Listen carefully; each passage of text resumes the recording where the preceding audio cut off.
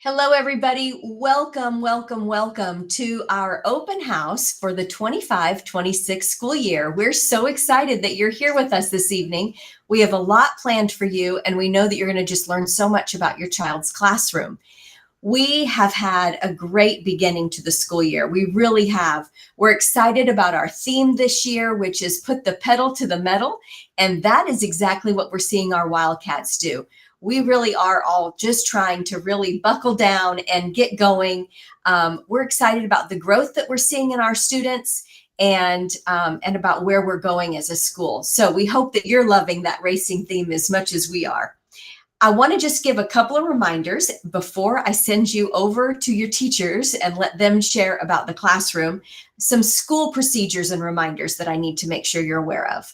One, I know you're probably tired of hearing me talk about it right now, but arrival and dismissal procedures just need a little bit of tweaking on that.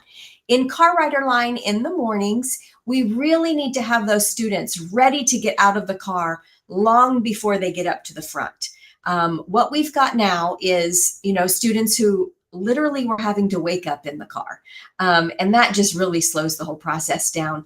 We've got students who need to put their shoes on or, spend a long time saying goodbye. So please make sure, really, before you even get into the car rider circle, before you enter there, when you get to that point, please make sure that your child is awake and ready to get out of the car. They've got all their things ready to go.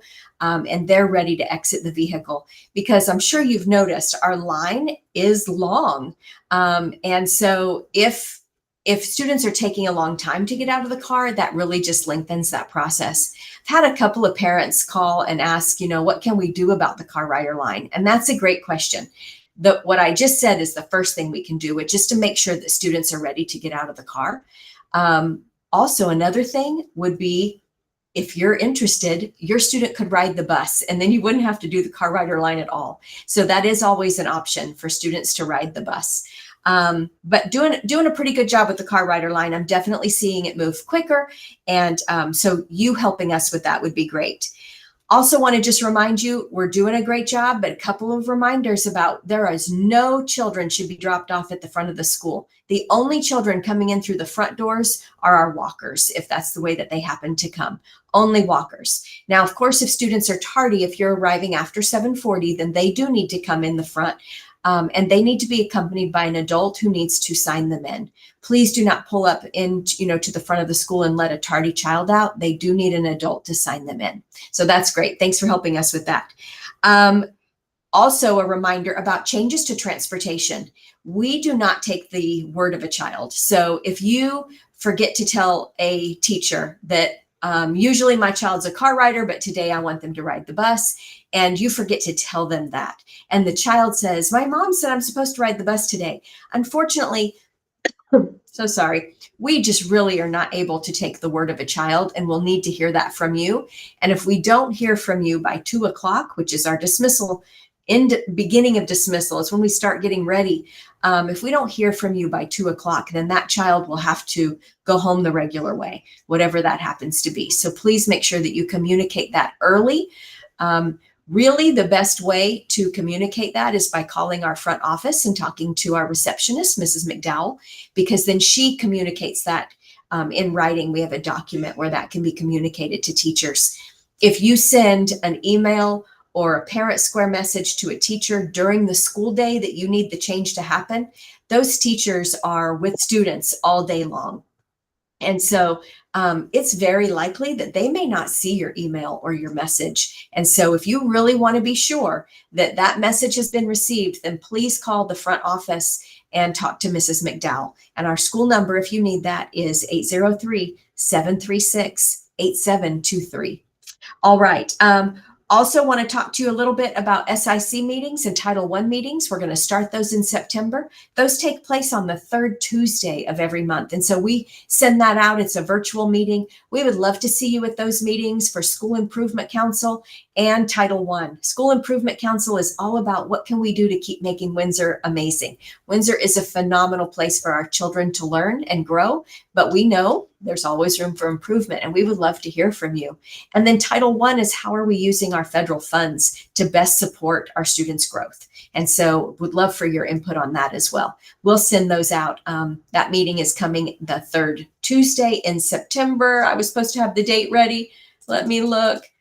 It is, here we go, the 23rd of December, excuse me, September will be our first SIC meeting and Title I meeting.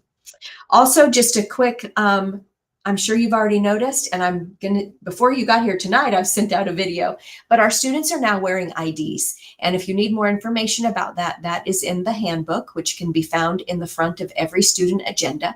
But all students are wearing an ID, just like I've got on. And so that is district-wide. This is a district-wide initiative. This is not just Windsor, but district-wide. All children from child development up through 12th grade are wearing IDs. And so children have begun bringing those home. Please make sure, very, very important, that you make sure they wear them and bring them back every single day. Why are they bringing them home? Well, that's a great question. The first reason is because our bus riders are using those to scan when they get on the bus. That way we can make sure that every child gets on the bus at the right stop and on the right bus. And we make sure when they scan it, when they get off in the afternoon, we know they've gotten off at the right stop. So those IDs are being used on the buses, but they're also being used for breakfast and lunch. Anytime they're in the cafeteria, those get scanned. They're using them in the media center, and also just for safety. We need to make sure that all of our students are identifiable, that we know who they are, and that they belong in the building. So please make sure that your child is using their ID and wearing those the next day. Would be really helpful if you help them to get into a system of being sure they've got that on. So when you're getting them ready in the car rider line to get out, one of the things is make sure you've got your ID on and your shoes on, right? And you're fully dressed. Let's do that.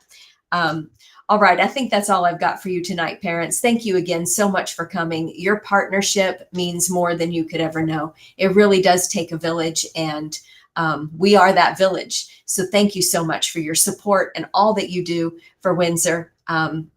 We know we're going to have a great, great school year. If you ever need anything, please let me know.